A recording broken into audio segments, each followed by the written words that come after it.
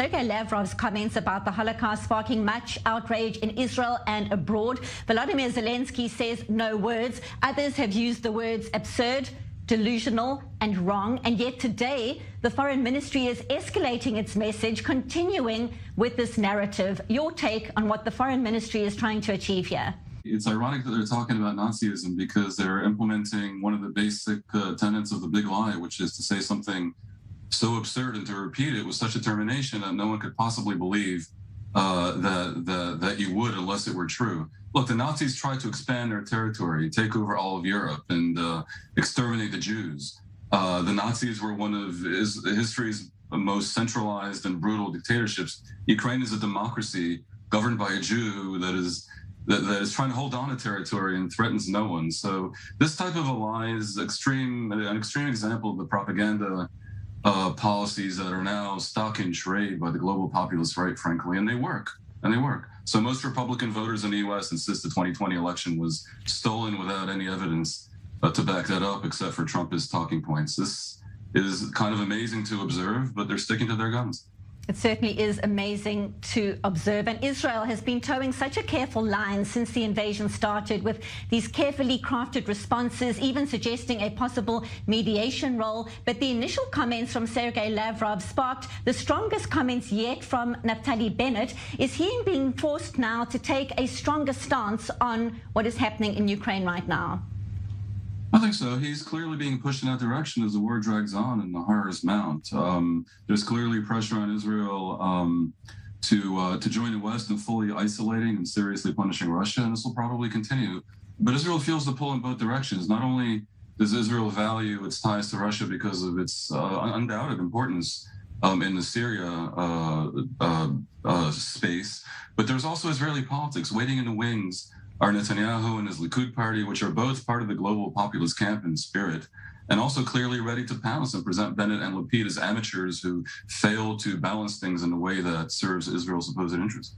So what does Yair Lapid do? He says the Russian government should apologize to Jews and to Holocaust victims for these comments, but it seems Moscow is forging ahead with this kind of rhetoric. So what kind of steps should he be taking, and Bennett as well?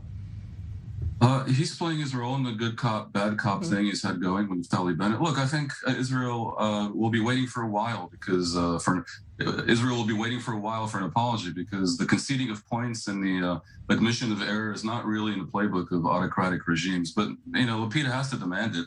I'm not a big one for taking offense, but Lavrov's comments were really, really outrageous. And for its part, Israel is specifically sensitive to comparisons to the Holocaust, direct or implied, or even real or imagined. Holocaust remembers is something of a religion in Israel, and as close as you can get to a consensus in what is a hugely fractured country. But remember that Zelensky himself ran into this wall in his speech to the Knesset, which may be remembered most for the bristling over his own comparison of the suffering of Ukrainians to the World War II suffering of the Jews.